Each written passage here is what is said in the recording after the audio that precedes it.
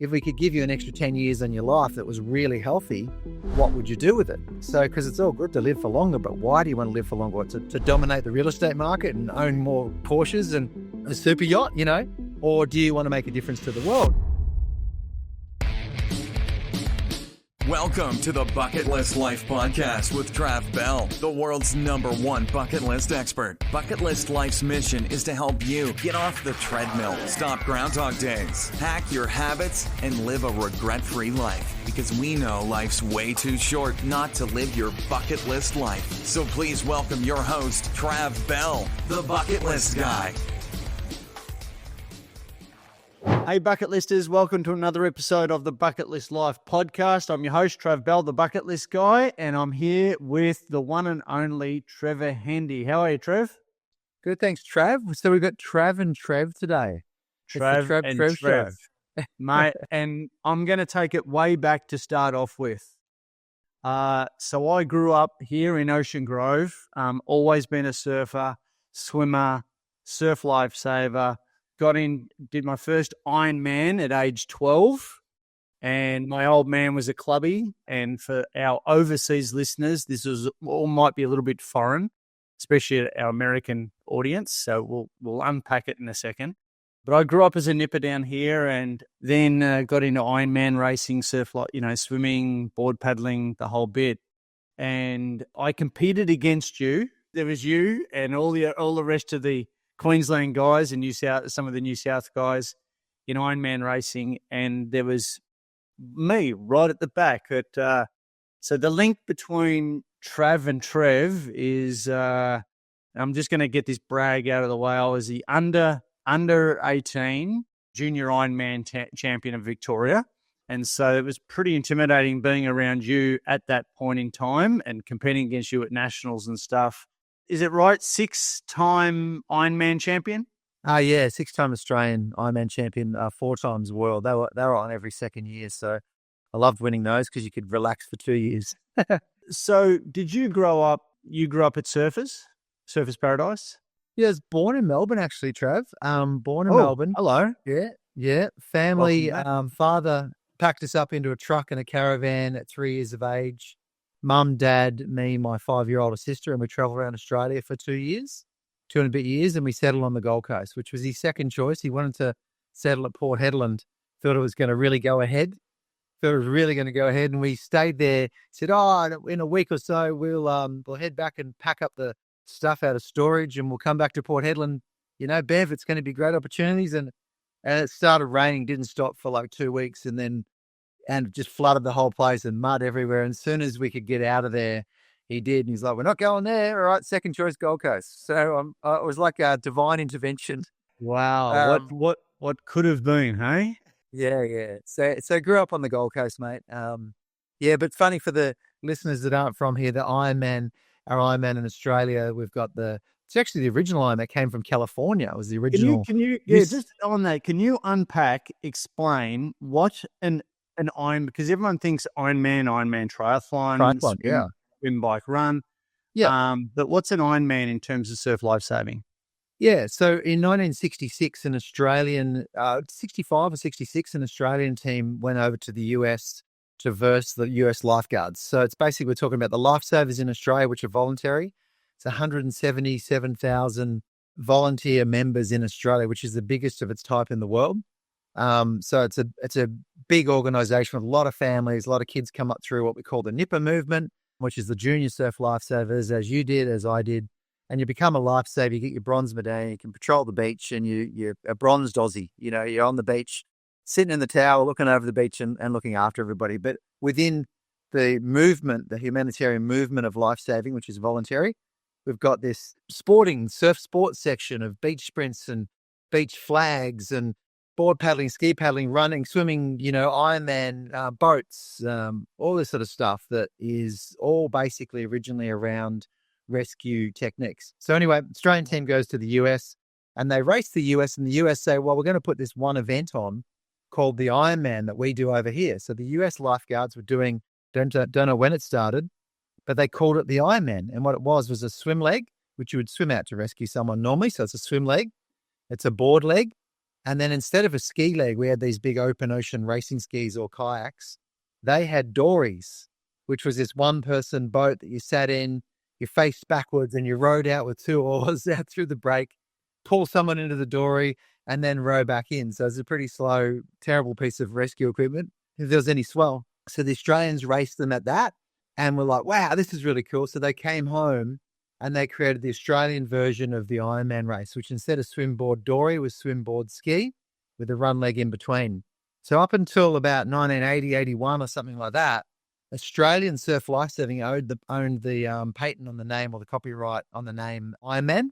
And then they started racing the Ironman in Hawaii, and the first few people did it, and then it got bigger the next year, and obviously caught great attention because it's an incredible event. And eventually, Australian Lifesaving were approached by World Triathlon to say, "Hey, what are you doing with that Ironman thing?" And so Australia allowed Triathlon to use the name Ironman in Australia because they already got it in the rest of the world. Because Australia only owned it in Australia. Oh, Australian. They didn't own it in the US or anywhere else. So Australia was this block to them owning the Ironman thing because Ironman originated in Australia and it was a different event, which was owned by Australians, but originated in the US. So it made its way back, but changed sports. By the time it came back to the US, it changed sports. So we now call it, on the world scene, we call it Ocean Ironman or, Ocean Man. And there's a World Ocean Series just started. So yeah, but in Australia, we still call the Australian Open Ironman title. And when you do an Ironman, it lasts, 20 minutes, half an hour? It depends on the surf, less, of course. Yeah, less. Probably a decent length course, and an Australian state world championship is 12 minutes. Wow. It's very quick. And average heart rate for that would be 180. 180. Yeah. It's right up there. It's right up there the whole time. I think a 12-minute is just under world record pace for a 5K run. So, if you put it in context of another sport, but you're actually utilizing not just your legs, but all the other body muscles and the transitions and the swim. And then you've got to actually go from running, into swimming where your head's down, you got to breathe to the side and you got to go under waves and hold your breath and all that sort of stuff. So it brings in this overall, it's kind of life fitness that you have to achieve. You have to train for so many different things and everything else. So it's still, it's an incredible sport to train for because you can train all you want.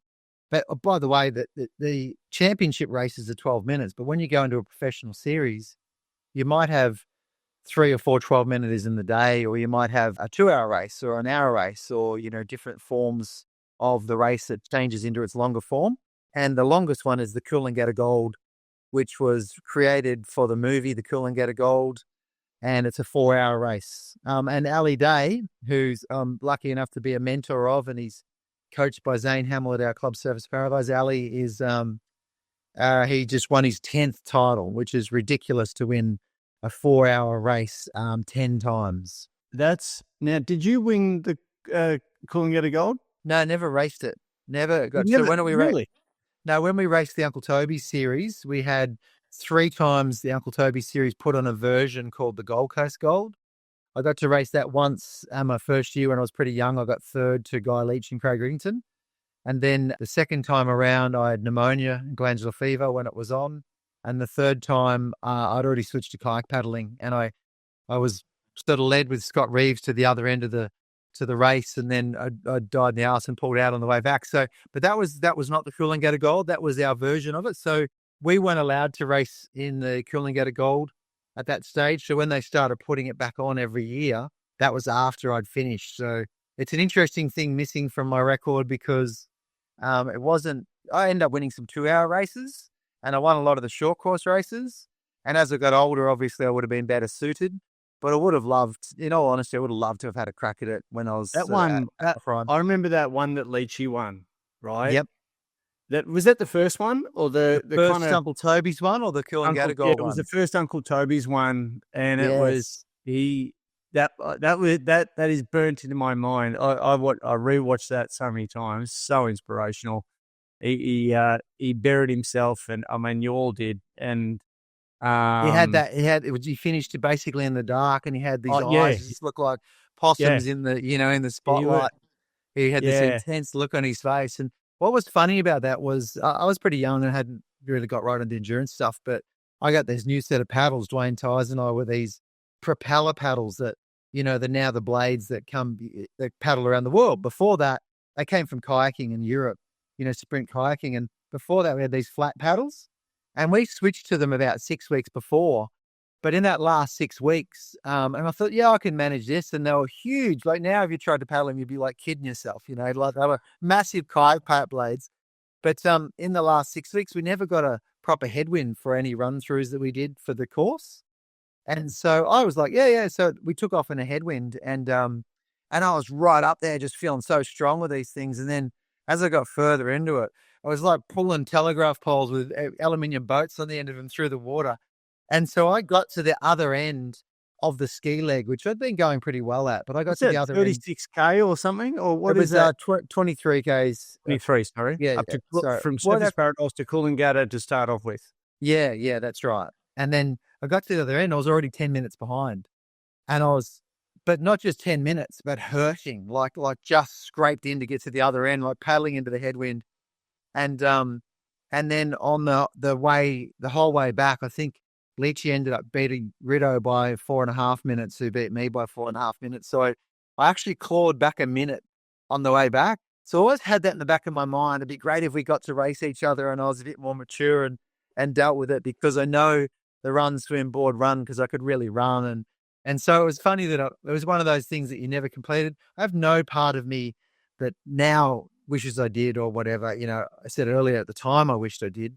But it was like, nah, I got everything I wanted to out of the sport. But yeah, amazing race. What struck me though, Trev, was you were seemingly more of this is me from a fan point of view. This is kind of a real, kind of moment having you on my podcast right now, because I used to rewatch the clips in the Uncle Toby's when the Uncle Toby's Super Series. I competed in one of the Nutrigrain ones once when it came down to Melbourne. Yeah. And they rented at South Melbourne, which has got no fucking surf whatsoever.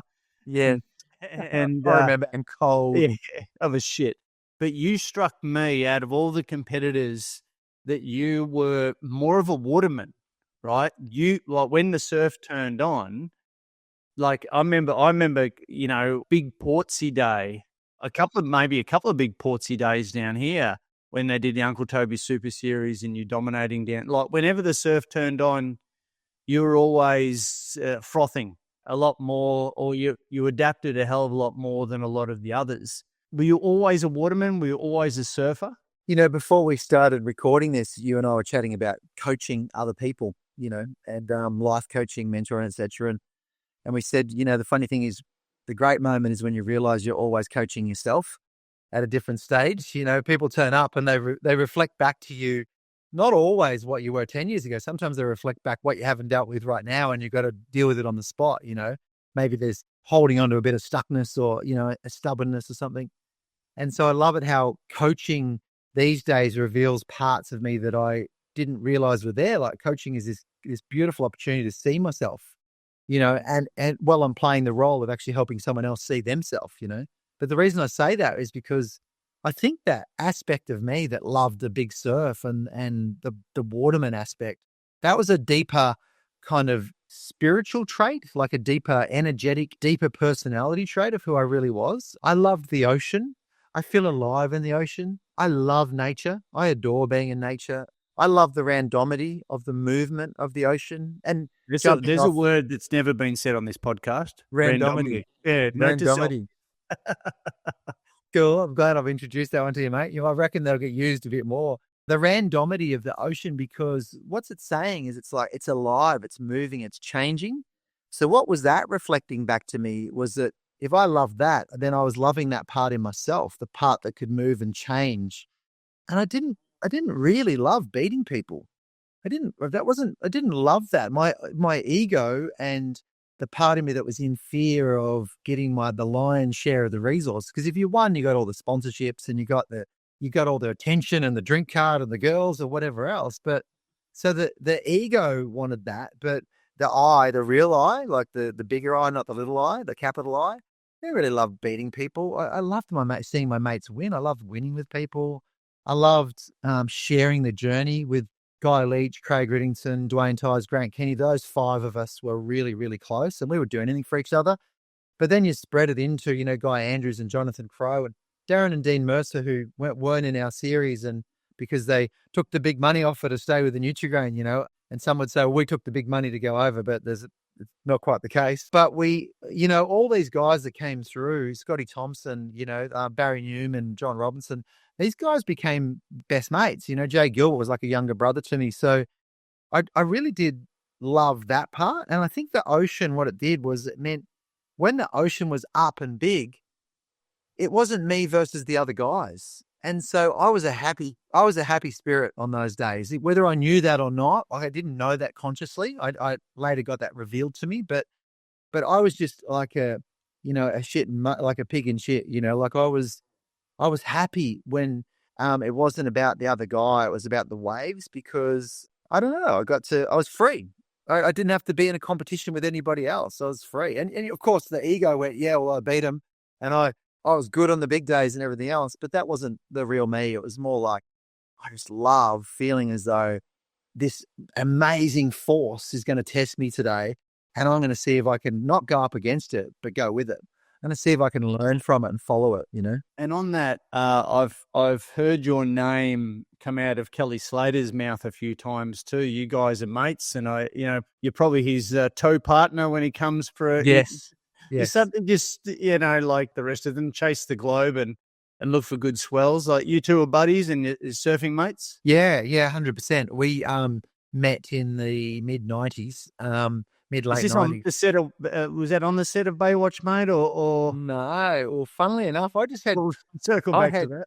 I had dinner with Greg Bonin, who's the producer of Baywatch, who's a lifeguard from California, and Nathan Meyer, Phil Clayton, and Guy Andrews the other night, and my wife, Jo. And we all went on Baywatch together and had a crazy week over there. Post.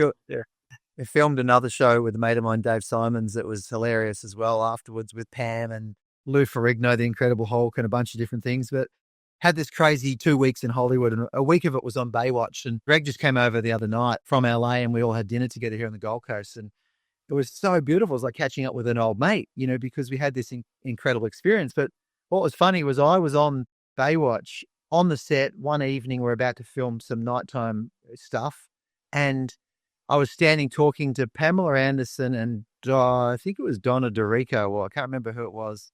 And Donna DeRico or someone was married to Nikki Sixx, the drummer of Motley Crue, or dating at that stage. And then they walked down the hill.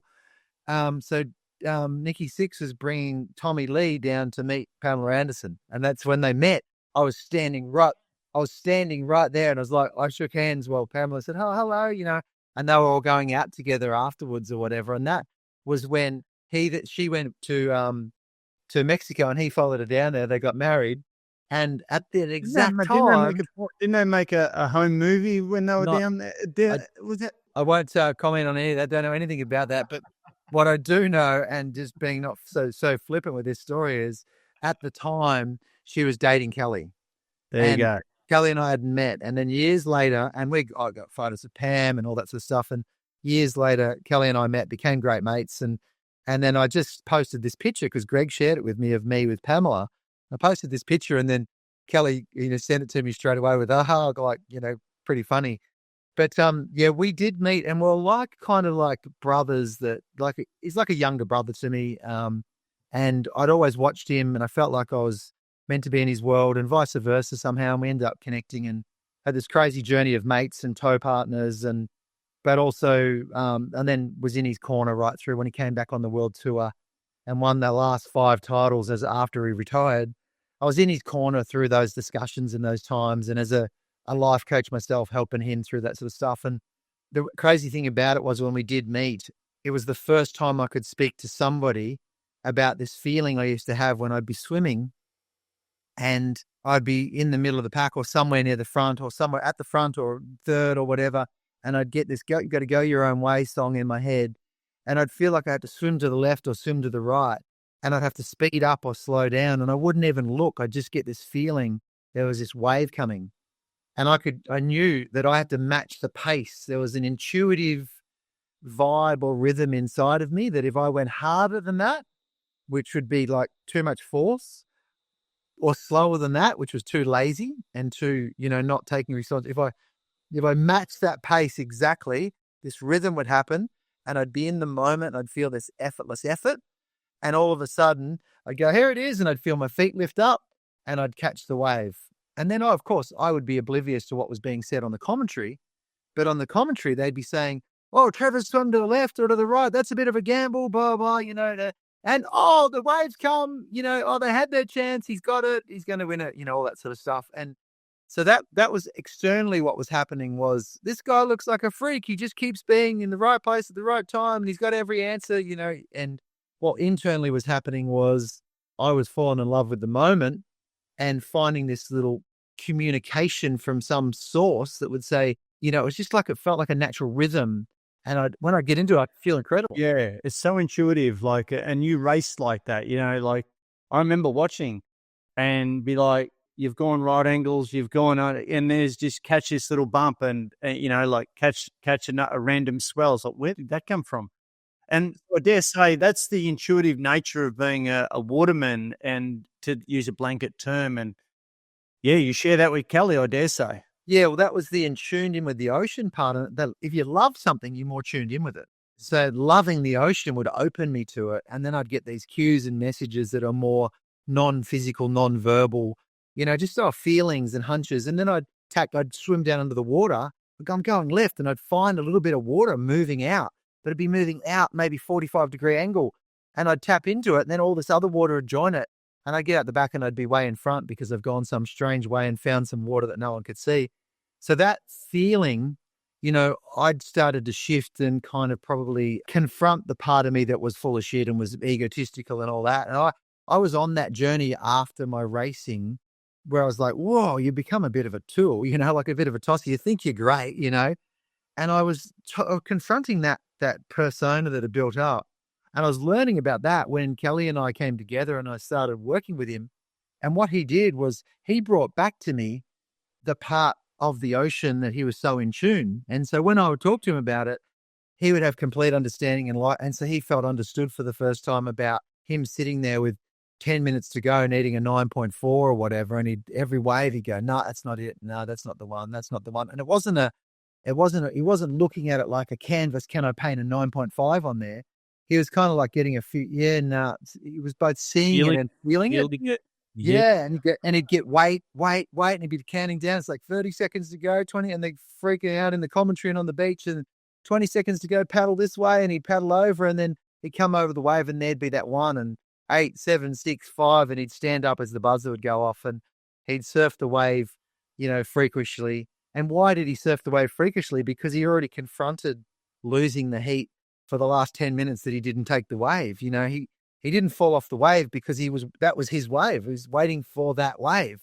Him and that wave were one, And so when who did this is better than anybody ever, when he did this and when we could speak to each other about it, like 2 a.m, 3 a.m, like just sitting there on the couch, still raving to each other, I had this soft, gentle moment where I was able to reflect back that that's what I was tapping into and didn't even fully understand it myself. And I was able to validate it in myself. And what was really cool about it, Trav, was because I had already shifted to a coaching view, we were just mates, and I ended up doing a coaching role with him as such, helping him. But what was really cool about it was everything that I was learning from that wasn't making me feel great about the fact that I could tap into that.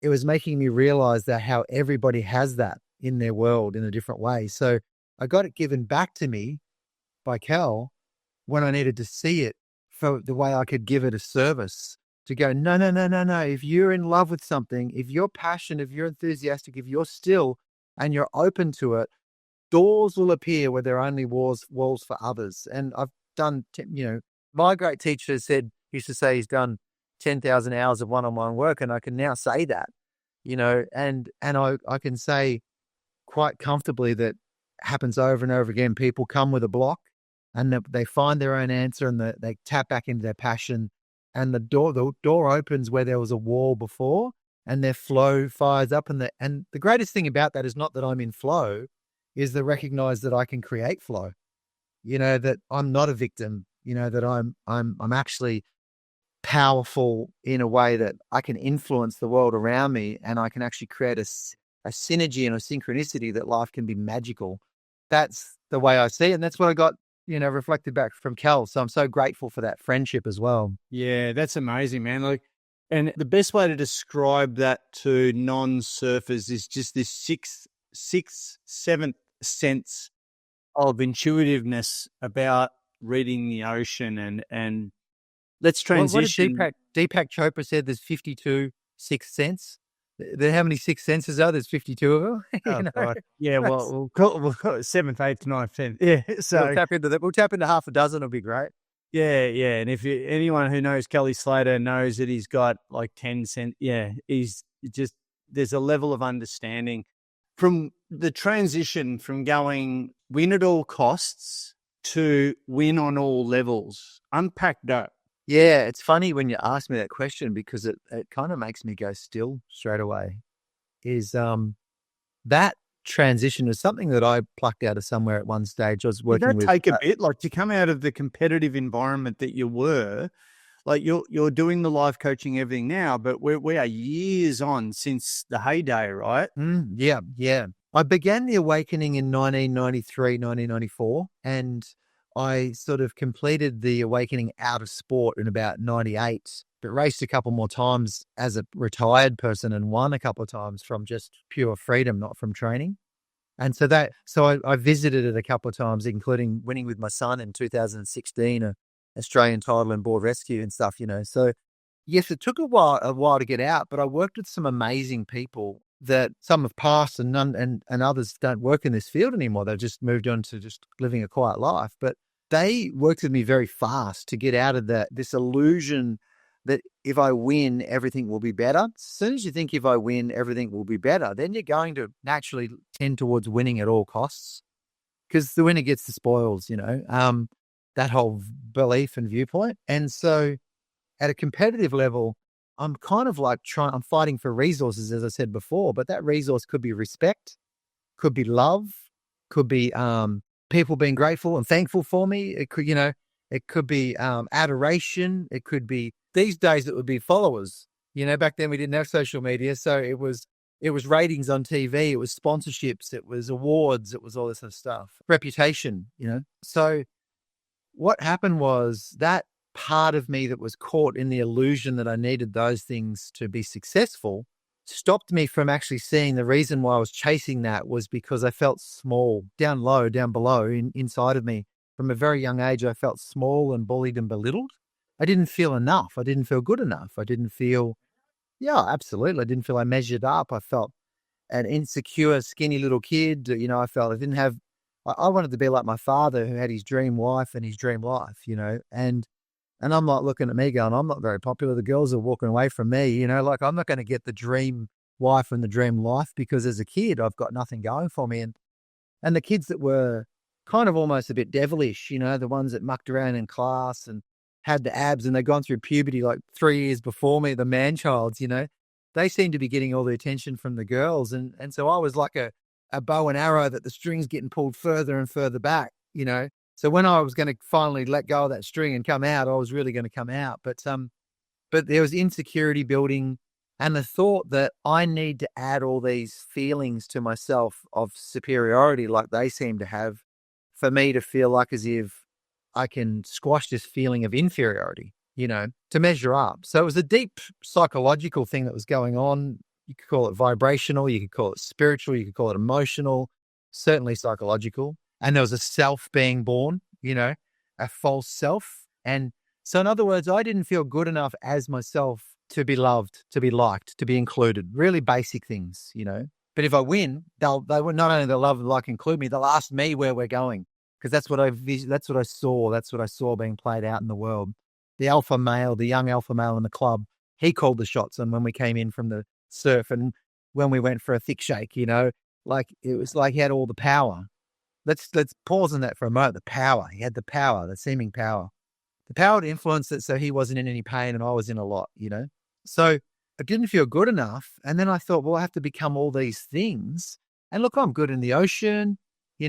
I like this. I can swim fast enough. This is something I can become good enough to get those things that I want. So Ironman was a natural thing for me but to win it and conquer it and be the greatest of all time and shut everybody up and put everybody in in their place, and which is what was brought. And the fact that it's a complete alpha Ironman title. Far out, dude. Like, Iron. if you're ever going to get lost in your alter ego, you might as well become an Iron Man, it's like becoming a rock star, like. So what happened was ultimately what I was trying to do was I was trying to make that feeling go away by replacing it with a feeling of superiority. So, I'll go make inferiority and powerlessness and, not loved go away with loved by everybody, powerful, superior, So I basically tried to become someone else so that I could then feel good enough to be myself, and I don't know, anyone listening can work that out pretty quickly, that you can't become yourself and then be yourself. Become something else and then, be yourself. And there's an Albert Einstein quote, which is, you cannot solve a problem on the same level of mind that it was created. So if I felt inferior, I couldn't play the game of inferior, superior, and ever get rid of the feeling of inferior, So it was sitting there waiting for me. So what sort of learnings and stuff did you get around at that point in time when you became aware of this transition? Who did you seek out? Like what sort of, or has it been a game, or was there like an epiphany kind of learning for you, or was it like a footy match, a whole bunch of 1%ers? 31 years ago, I walked into Keith Maitland's office, a chiropractor, and I was in his office this morning getting an adjustment again, 31 years later. And he said to me, "Hey, mates, never met the guy. Got told by my manager, go see this guy. He's a miracle worker. He's the guy." People still say it about him all the time. Him and I laugh all the time about, got to help him get out of his ego because everyone thinks he's the greatest. And, because between the two of us, we both got stuck in being the greatest. But I walked into his office and he said to me, looked at me, checked me out. And he said, "Look, you got two major things going on that I see. Your body's telling me you're not going to win another world title unless you sort some stuff out." And I remember thinking, I'm 3 times world champion in my mind. This is the ego. 3 times world champion. Who's he to tell me that I'm not going to win another world title? Does he know I? And so I'm already pretty angry, and I'm still smiling because that's what you do. Front cover is this, and the back cover is I'm going to kill this guy when I get an opportunity. And then he says to me, the two major things, he said, "I think you might be dairy intolerant or some sort of intolerance," and I'm thinking, so bring some foods in. We're going to do some testing tomorrow. And I'm thinking, don't take ice cream and chocolate off me. It's the only thing keeping me alive. And then finally he goes, "And I think you might have some anger issues, some suppressed anger, And I'm smiling and I'm going, "Oh yeah," nodding like this. And behind me, I've got this thing in me going, "Who the fuck's this guy think he is?" And I'm marching behind myself, pacing behind myself, going, "I got this guy, Jeffrey sent me to him, like this." And I'm trying to work out why he can't be right at what he's saying. And so this is the first time that I had probably come in contact with the idea that there's two of yourself, and because I love Eckhart Tolle's story that wrote The Power of Now, how he woke up in the middle of the night going, "I can't live with myself anymore. I can't live with myself anymore." And then he goes, "Hang on, I can't live with myself. Is there two of me?" It freed him out, went back to sleep, woke up the next morning in complete bliss, in Zen, in oneness, and going, "What just happened?" And now he's probably the most profound teacher on the planet. He is, in my opinion. But anyway, I'm marching around behind myself, and I had this moment of separation where I went, mental note to self, you do appear to be angry about what he just said, So, yeah, taking the helicopter yeah, of the helicopter perspective here. It's something separated a little bit, and I went, "Oh my God!" And the other part of me is going, "But I'm the happy guy. I'm not the angry guy. My missus is angry. My so-and-so is angry. This is angry. I'm the guy. I'm the good guy. They're the angry people." No, I built this whole thing up on being the good guy. I wasn't the violent young guy at the surf club that initiated everybody else and was the bully. I was the good guy that came to win the title and save the day. And I was like, bullshit, I'd become the guy, the guy that I didn't like and that I felt was he'd taken away all the goodies from, including the girl. I became the guy. And in that moment, I was like, what's just happened? And I was reeling. I'm thinking, I'm coming back. He said, "So if you want to come work with me, come back tomorrow and bring some food in, we'll talk about blah, blah." It's a long story short. And I'm reeling thinking, I'll be come back tomorrow, right? I'll come back tomorrow to prove to you that you're wrong. So I'm going to come back this is how stupid my mind is, my ego is. I'm going to come back, work with him, he who said that I won't win another world title unless I work with him, unless I get some help, my body gets help with this stuff. I'm going to come back and work with him to prove that I don't need to work with him. It's the same as the guy. The ego doubling up. This is the inverse, right? And the ego that's thinking it's going to become someone else so it can be itself, right? And I've already lost at that moment. A wounded little child that one day is going to need to be listened to. Anyway, I drove down the road. He said, come back tomorrow. I drove down the road. Hadn't touched me. I had tendonitis, hips displacement. I had arch collapse in my foot.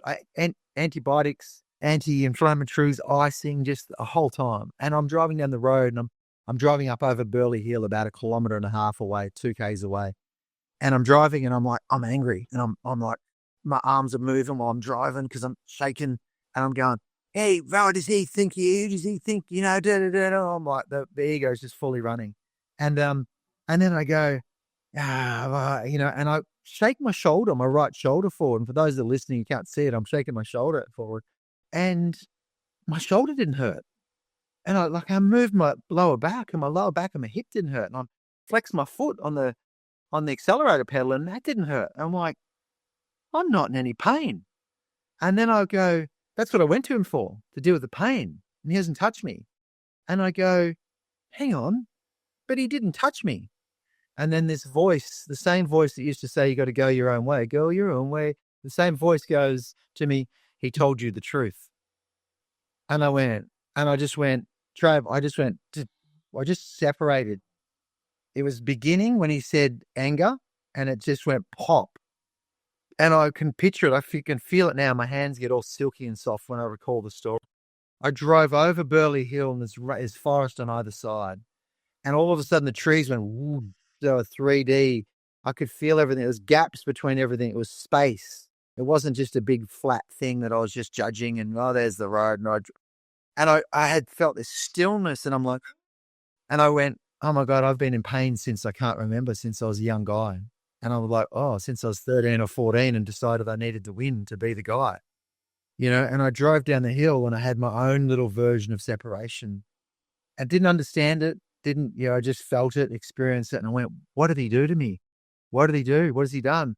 And then by the time I got to the bottom of the hill, I was going back to find out, to work with him, not to work against him.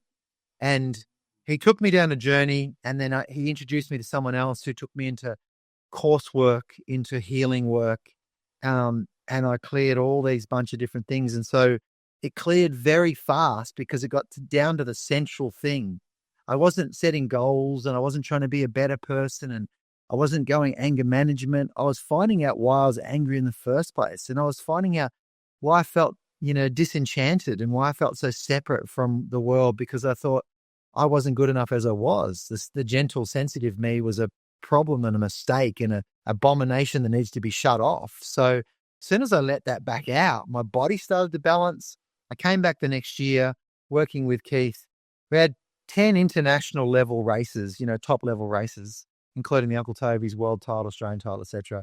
And I won. I got 8 firsts and 2 seconds. Trained less, standing on the line with tears in my eyes, falling in love with the guys I'm racing, just going, just feeling like the whole thing was put on for me to have these experiences. So it all served, I know for me, it served a purpose.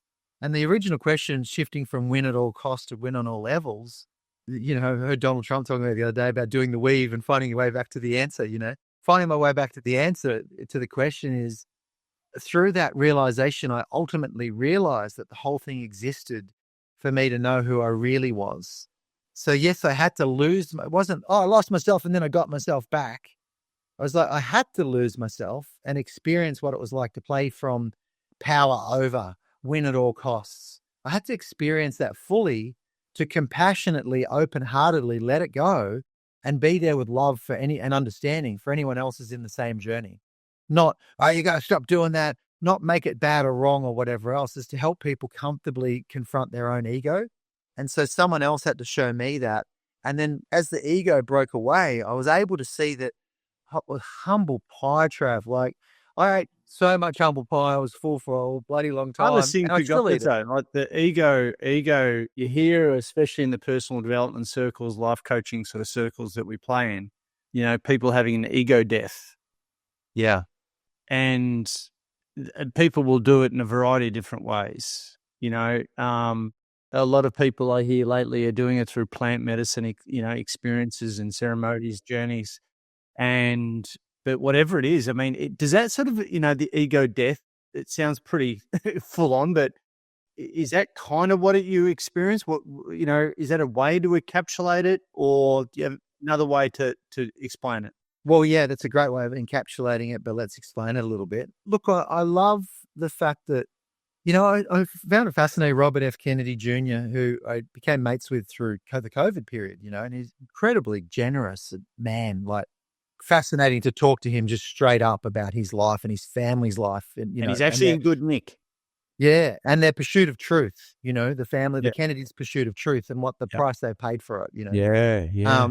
And it's curious that he has the voice issue, his whole life in a family that had been tried to be shut down and not speak their truth anymore, and that he still made it to the White House, as a partner to Trump and Tulsi Gabbard and Elon Musk and some fascinating people. So for a lot of people, they're like, oh, what just happened? And it's like, don't worry, the world's a bit inverse to what you think. Some people look good, but underneath they're serving the self. Other people look like they're serving the self, but underneath they want the best, but they just don't know better, So the world's in it. We're going to be pretty good. There's going to be some interesting changes. I believe tapped into my heart, not talk about politics, just talking about my heart goes, there goes the flip, Anyway, talking about RFK, and one of the things he said, day one on the White House, all governors will receive, all state governors will receive a notice telling them to remove fluoride from the town water. It's been in since the 40s. Now there's an argument about, well, how do you replace the fluoride for your teeth, right? They've got a plan for that, apparently. But why remove the fluoride? Well, yes, it fixes your teeth, can do. There's an argument about at what form it's best, but it also dulls you. It gets caught in the pineal gland and dulls you and has people feel as though they're just getting by and they're just getting through, and then what they can aspire to is just to win and succeed and survive and everything else. So there's a lot of science behind the crushing of the pineal gland. Now, then he sends out a memo and he says about 15 things that will no longer be on the banned list. And one of the first one was plant medicines. There you go. I saw that. I actually reposted that. I reposted that post. Yeah, stem cells. It was stem all there. cells and amazing things, and go and get sunshine and natural foods and natural remedies. And so, wow, you're going to get a healthy, I think he's near 70, right? Healthy, incredibly healthy guy, and who's actually walked the walk and who's a litigator and, gone after, he cleaned up the Hudson River, and fought the biggest battles there are. So that's awesome. That's cool. But he talks about the very first thing he mentions is plant medicines. Now, I'm not advocating for plant medicines at all, but I'm advocating for the release of blocks. What do plant medicines actually do? First thing they do is they flush the pineal gland with DMT, which releases it, allows the person to see life beyond the body-mind complex. As long as you see it as body-mind, you can be controlled, because it's exactly what I saw, the resources, rather than, my spirit can move and change and follow serendipity and everything else. So I love that that's what's happening. I love the fact that what we're ultimately doing, the ego death is actually, I love Eckhart Tolle again, says the ego equals unconscious. People think arrogance is ego. No, arrogance is a form of ego because it's just unconsciousness. You think you're great, but really we're just the same as each other, But feeling like a piece of shit is also part of ego as well. Playing small, playing big, the superior and the inferior is part of the ego as well. So the ego death is the death of unconsciousness. So what is it? There's a thought that I'm not enough, like I shared, and it's the death of that thought. And how does it die? By the recognition of that, hang on, that's not actually true. The day I felt that, I was just feeling as though I was smaller than everybody else, but I'm not actually small. In fact, my love and my care is actually a superpower inside of me. So it's actually a big thing, but I fell into an illusion of it being small. So the death of the ego, when you break it down, is the slowly circling or confronting, like a pinpointing, whichever way you get to it, is the recognition that the unconscious aspects of yourself that are running the show can be loved and seen and brought into the light and breathed out. Perhaps a big ceremony, in somewhere, if that's what people are into, that's great. Good on them. But for me, it was talking, it was clearing, it was breathing. It was the biggest part of my awakening was actually being around people that were more conscious than me and letting them help me see. Tell me, mate, on a day-to-day, because, it's our habits, routines and rituals on a day-to-day basis that keeps us, I guess, in that state, right? So bear with me. Yeah. We can have the epiphany, we can do a ceremony, we can do whatever, and we have our moment, but then we can go back to a default pretty quickly, right? So how do you maintain, if at all, how do you maintain it on the daily? Is it a reminder? Is it a practice? Is it a launch sequence, to get you into that? Or do you have to even do it because you're so aligned with it, you're so in tune with it, that there is no having to have anything on the daily anymore because it's just you? You know what I mean? Yeah. Wouldn't that be nice? Definitely the curve's going that way. We're in a world, like I'm all oneness and all this sort of, but I'm in a world where it's all fucking ego. Yeah, and what we'd say is we're living in two worlds and we're learning to walk between the worlds, because your spirit is not defined by who you think you are and that person yelling at you right now and telling you why you're late with that email, with the prices that I asked you for or whatever. That world, that body-mind world where the resources are getting swapped around and we're trying to get some abundance or, at least enough to feel secure. That world is only 2/3 of just one aspect of ourself, which is body, mind, soul. Just seeing it from one aspect of body, mind, soul. When we go to soul is actually back there going, oh, this has been a crazy, amazing lesson the whole time. This is beautiful.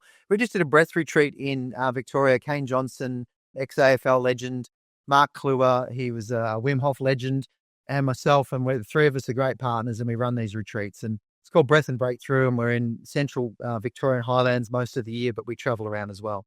Anyway, we did this retreat, had 16 blokes in this teepee, breathing up, and ourselves included. And at the finish of it, as everyone was coming through the heaviness, one of our fellas, I looked across and I see this smile on his face, but he's looking down at the ground.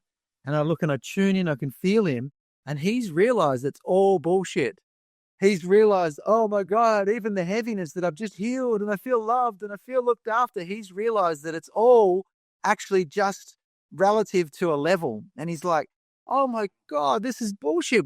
Our beingness is super powerful and super bright. We're not victims, we are so incredibly powerful.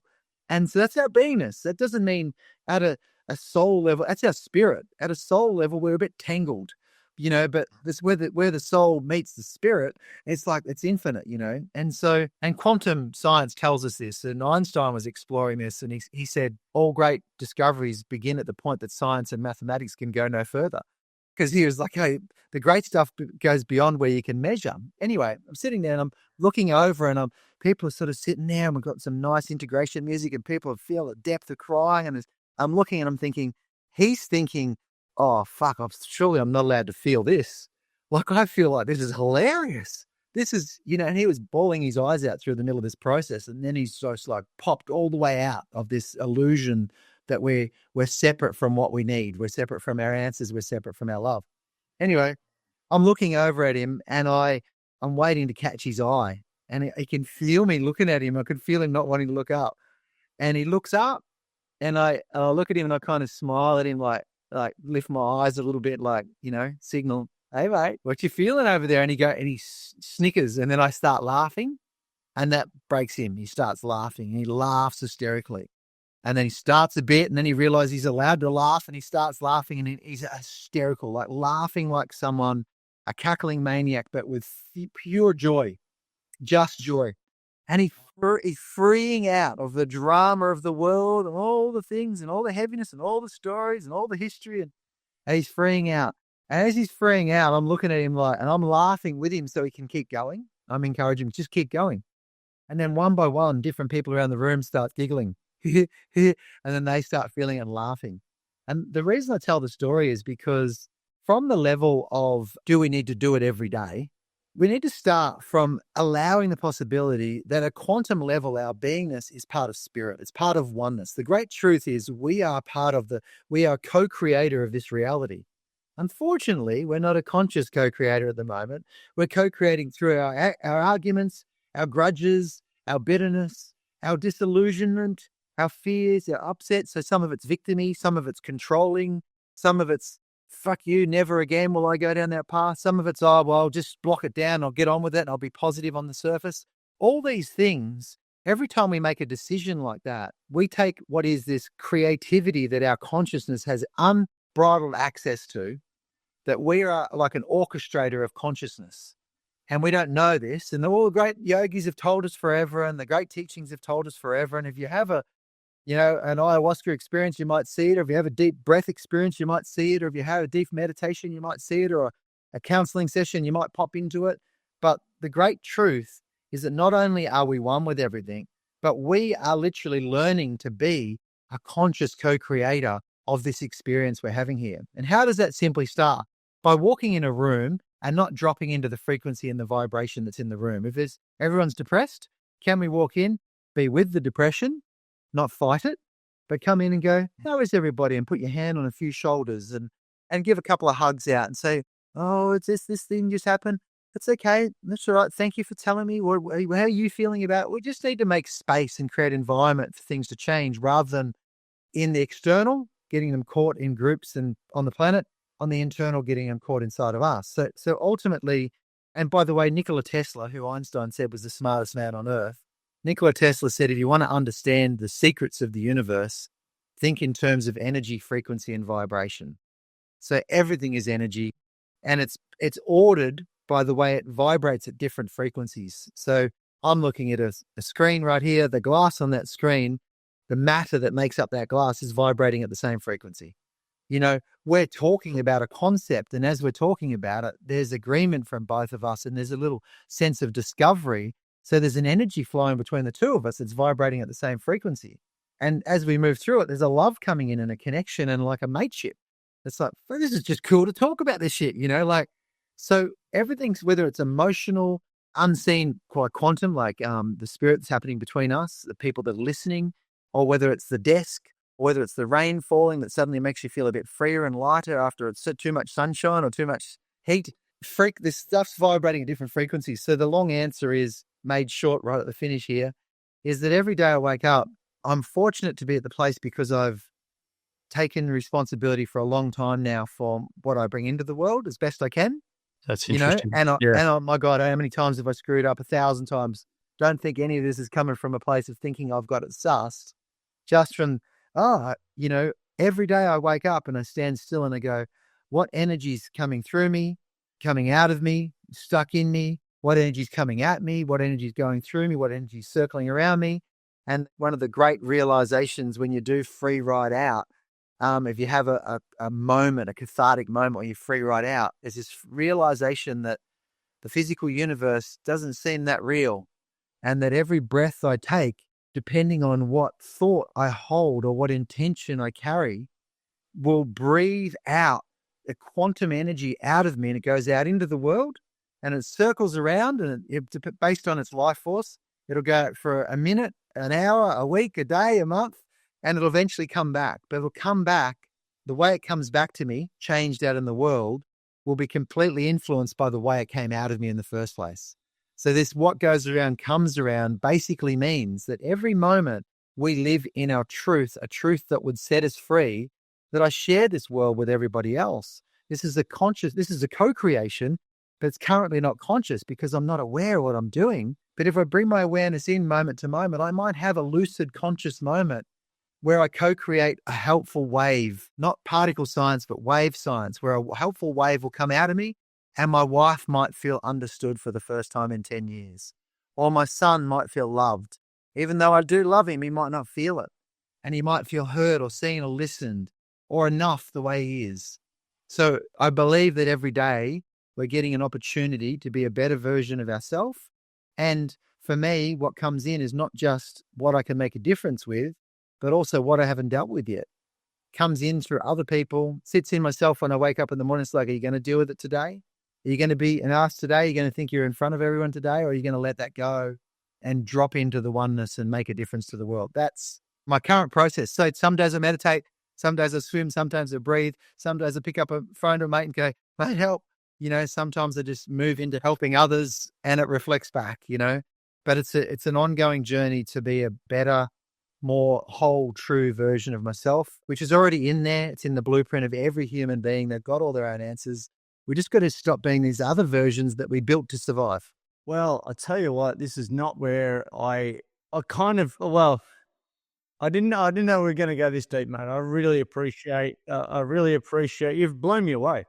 This is probably the least amount I've ever spoken on my own podcast. And I'm just sitting here as a student of this, just loving it. I love what you said about taking responsibility, and owning it.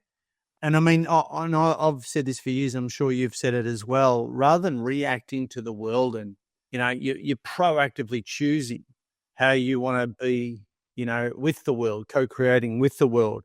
The integration from the breakdown before breakthrough into your daily life, lots of good stuff there. And at the risk of, people who are watching and listening to this episode right now, you might need to go back to the start. We've gone, check this out. We've gone from 6-time world Ironman guy, ego, competitive as hell, win at all costs, to now soul coach, if you like, and being at one with the world and not fighting against it. You've got your boot camps for the soul as well, and you're doing, these retreats and stuff. And at the risk of going, all right, good on you, tree hugger, that's all well and good for you, because that's what we say. That's part of the vernacular, unfortunately.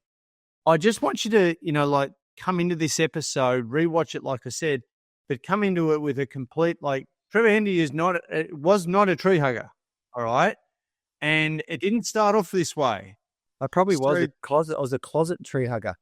Closet tree hugger, there you go. That was my true nature, but it was in hiding. That'll be on the website. That'll be on the website. Closet tree hugger. Closet tree hugger. Because it was in my nature, but I was hiding it because you got that kicked out of you and beaten out of you at the surf club. So I became the guy that was the toughest and the strongest, so that I didn't have to hide it anymore. But at the end of it, what they did was just squashed it myself. Tell me, I want to know, and this is completely personal here, do you set goals now? I've gone through a phase of I'm going to be honest, about 20 years where I didn't set goals. I would set intentions. Okay. And the intention could be moving and changing. So I'd set an intention, like a broader intention of what I want to go towards. So the intention might be, I'm going to free myself fully from this need to be liked, and then I'd go about life would present me back with all the things I needed to let go of that, including challenges. Oh God, you got to face it, But it could be intention is to make a difference in this environment, in this meeting today, where that guy's there that I really fucking can't stand him. All right. So my intention is to actually create a loving space for something to shift and change here. And I'd have to face that what I was judging in him was in myself and everything else. So for about 20 years, 25 years, I reckon, I went away from setting goals and I set intentions, and they had goal aspects behind them, but they weren't written down or anything else. They were just like, can I make a difference? And I really knew that if I was free, everything else would work itself out. So my broader blueprint was to be free and flying and flowing and everything else. Now, when I finished sport, dude, what happened was I went bankrupt and I ended up losing everything. Shit. And I ended up in a broken relationship as well. Ended up, this is after I started learning all this stuff. So I'm on the way and I'm learning it. And then to learn the rest of it, I had to lose everything that I'd built for me. For me, the fastest way to learn it, other people don't have to do this, but the fastest way for me to learn it seemed to be to lose everything that I built from the win at all costs and to rebuild from a level of win on all levels. And it started off with just a simple little car with my roof racks tied on because they didn't work properly. And it was an old, bomby, rusty car. I didn't have a car for a while, It was eating noodles. It was and I actually, Joe, who was my partner and then my ex-partner for a little while, and then we ended up together and we have this amazing, I don't know, like a twin flame crazy relationship, And it's so funny because I've said that, and on my phone, in Queensland, it's 11/11, and it's 11/11. We met on the 11th of the 11th and held hands at 11 o'clock that night. Oh, We moved into number 11 on synchronicity the right 1st now. of the 11th, Wow. Last week, a week and a half ago, we were driving out of this new place we live at, and there's all these peacocks living near us. And Joe's just like, how incredible. I'd love to see them one day open up. And last week we drove out, and then to talk about tree hugging, you're really going to get it from this part. In numerology, which is not something I go right into, but I just find it fascinating when it validates what you're already feeling. So the 1st of the 11th, 2024, you add all those numbers up and they add up to 11. So they call that an 11 master day in numerology. And there's all these auspicious things happen when the numbers add up. So it's 1st of the 11th on 11 master day, and we're driving down, and our little grandson says, "Oh, look, the peacocks." And we stop, and this peacock goes whoom, and gives us its full plumage. And we're like, "Oh my God, we've never seen it." Gives us the full plumage right in front of us, right next to our window. And I go, "Joe, film it." She picks the phone up to film it, and it's 11:11. It's 11:11 on the 1st of the 11th, and 11 master day, and this peacock goes boom and shows us, right? And I just mentioned her and talk about her being a twin flame, and as I look, it turns to 11:11. And these are not terms I would ever use. It's not terms I use in coaching. It's not terms you need to use or know. They're just curious validations. They screw with your mind because you go, what? Is it all that predictable? Are we all like, yes, it is that predictable. Life is amazing, and we just have to tap into it. So I forget the original question, but Doesn't matter. Doesn't matter. I lost all the money, and I lost everything. And Joe said to me one day, "Oh my God, I'm feeling so bad for you. You got nothing." And I was like, "Oh, that's the funniest thing." Because just before he came over, I was sitting here thinking, for the first time in my life, I feel like I've got everything. Ooh. So when I had nothing that would blanket me, I suddenly felt like I had nothing, allowed me to have everything. And I rebuilt, and that's 2008. So that's 16 years ago. And I've rebuilt my whole life to my first beautiful relationship, which was a struggle for a lot of it because of our unconsciousness. We're married at 19. Is now I'd do anything for Jackie. My wife and I, Joe and I, we complete each other's sentences. We laugh hysterically at each other. It's still like a honeymoon because we both take responsibility. And if we actually start being full of shit, we'll start role playing each other. Oh, okay then, and it's like hilarious. So we've got to that point where the rapport is so strong, we can even actually process each other in relationship, which is a dream come true, and we teach each other so much every single day. So I think the whole reason I said it was these have been just shifts and things have changed over and over again. But having said that, I've got 4 children, 4 grandchildren, and at different stages, my children have gone through nightmares. One of them's got a super challenge right now, and it's super humbling. And it's like, oh shit, you're back to square one. There we go. Yeah. There you are again. You got to eat humble pie and eat shit, and then realize that it's come back to you in a different way. What are you going to do about it now? I've got 2 final questions for you. And I think I heard this, I'm sure I heard this on another podcast. One, and it's a pretty succinct answer, I know. One is your longevity goal. Yep. Yep. And the second, actually just answer that one first and then I've got the second. So for people who are listening, we've got a podcast called the Future Lab. It's called Future Lab. It's with Dr. Denise Furness. She's an world famous Australian geneticist, epigeneticist, and just an absolute sweetheart. It's like meeting like a business and friendship soulmate. She's incredible. And Danny Urbinder, he was things like, I'm pretty sure Danny was the head of education at Blackmores or stuff like that. Danny's incredible. He knows more. He's forgotten more than I've ever learned about this field of nutraceuticals and all this sort of stuff. And we're working with Melrose, who created a Future Lab range. It's like 11 products. We've got a second wave coming for women soon of premenopausal, postmenopausal, but it's all of the amazing things, resveratrol, NAD+, all the incredible stuff. There's a thing called HMB, which is a signaling molecule that's found in a peptide that when in a protein, this protein they've created is amazing. Like when you read what it actually does, it tells the body to maintain muscle even if you're laying in hospital after an operation. So for people who are aging, who have got a stress of aging, they can take the protein and they will actually maintain muscle, which we know is a major thing in longevity. So our goal with the podcast is to speak to the most incredible people in the world, and that 120 is the new 80. So it's like, not that everyone's living to 120 now, but within 5 or 10 years, if you're not living to 120, you haven't accessed the nutraceuticals, which is nutrition that's available, not gene therapies and everything else. And I could go into a bunch of different things, but basically we always ask the question at the finish, if we could give you an extra 10 years in your life that was really healthy, what would you do with it? So, because it's all good to live for longer, but why do you want to live for longer? To dominate the real estate market and own more Porsches and a super yacht, or do you want to make a difference to the world? And the answers we get are absolutely incredible. But one of the things that I say is my longevity goal, which I got onto quite a while ago. It's the only sporting goal, to answer the goal and intention question. It's the only sporting goal I've got. And that is at 80 years of age to be able to walk up any hill, mountain, ski down any mountain, surf any wave with my children and great-grandchildren. That's my sporting goal. That's my health goal. So that goal, what it does is it actually says I need to be able to have that level of fitness, that level of agility, that level of courage, that level of confidence in my body to be able to do all those things. But why am I doing it? Because I want to do it with my grandchildren and my great-grandchildren. So why do I want to do that? Because I want to actually show them what's possible and pass on everything that I've learned and see them, the light come on in their eyes and go, I can do it, Papa, And so not only has my what I want to achieve, but it has my why intertwined in it.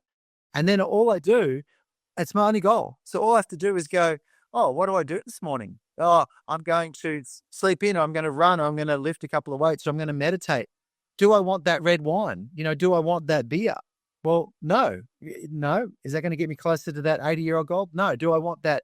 I'm dairy intolerant, as we found out through Keith. I'm also gluten intolerant. Oh, mate, if I stay off those two things, I'm a different human. And if fogginess and everything else. So I don't have to actually be mentally strong or tough. I just have to remember my why, which is the love of my my grandchildren, my great-grandchildren. That's why I'm not going to eat that. There you go. I reckon I've just stolen that. Thank you very much, Trev. My pleasure. And I heard something similar and I adapted it from that too. So love that longevity goal. Last question. Here we go. Before we do the contact information, imagine a stadium full of people and there's a big booming microphone and a stage up the front. What would you love to say and who do you choose to be in the audience? So how big? The audience can be as big as you want. You pretend you're Coldplay. I don't know. We've gone through. Well, I'd certainly want all my loved ones in the audience, and I'd want as many people that can fit in that are ready for the message, and the message is you are one with Source. You are a co-creator of this whole reality. Your beingness is bigger than the game that's being played here. And that once you know yourself, nothing in this world will be able to stop you living out your true blueprint. What you're truly here to do won't be able to be stopped. And I can tell you, it won't be own a super yacht. It might be a fun thing to do along the way. And you can do any of those things because it's a sandpit. But once you know what you're here to do, it'll be more about changing the game so that people recognize their power. It'll be something to contribute to people to make the world better than we found it. Leave it better than don't make the world a better place. Just leave it better than we found it. So that's what I want to say is you are one with Source. You are a spark of the infinite divine spirit. Now, I never thought a little Ironman clubby nipper who was scared of actually his own sensitivity would say that. But that's when I tapped into my sensitivity. That's what my sensitivity wanted to truly say is we can feel we can feel who we really are. We just got to stop thinking. Well, I think it's a beautiful circle back to, the sixth, call it that sense that you've always had in the ocean. You always had it. It's always been there. Mate, how can people get in contact with you? We're going to be talking. Yeah, I need to get more of this. We're partners now in this thing. So, guys and girls that are listening, Hendy Trev on Instagram is cool. I'm not active on social media much, but I'm trying to do more just to pass things in. I just want to give some more things back. As I work with a lot of people on the phone is face down silent most of the day. Hendy Trev on Instagram, trevorhendy.com is awesome to check out. Future Lab, the podcast, really, really cool to check out. And, in that, go check out Melrose Future Lab range. It's for anyone interested in this sort of stuff, it's so cool that Australian family owned company is leading the world with these products. It's mind-blowing what you'll see in there. It's really, really cool. I'm so stoked to have found them, to work with them on it. It's kind of unleashed some other things in me. And last but not least, Breath and Breakthrough. Check it out. Pop me a question on Instagram or whatever. If we have women's, we have men's, we have mixed, we have adventure ones. We're tossing up at the moment between going to Sardinia or Lord Howe Island or an island in Bali to take families to and stuff. So just reach out, say hello if you've got anything out of this. And other than that, yeah, flick this podcast to other people and, share it around. Perfect, Trevor, mate. So many great resources there. We'll drop all that stuff in the show notes, of course. Mate, thank you so much for making the time and really, really going all in on everything from being an inspiration through to inspiration back in the day to present day. And it's a really interesting conversation. I got a truckload out of it. The hardest thing about doing these is I've now got to go and do an intro for the podcast that my team then cuts up before. So I'm trying to encapsulate what the fuck you just said, and for the intro. And You're welcome. And then You're welcome. You're welcome for that problem. Yeah. How the hell am I going to do that? Thank you very much, mate. Yeah. Thanks once again, guys. Thanks a lot for tuning in once again to the Bucket List Life podcast. You know what to do. Like it, share it, love heart it, thumbs up, review it, share it, show Trev some love, show the show some love, and let's go from there. Until next time, thanks a lot for tuning in. Thanks, Trev. Thanks, everyone. Thanks so much for listening to the Bucket List Life podcast with the world's #1 bucket list expert, Trav Bell. For more great content, go to www.thebucketlistguy.com. We'll see you next time.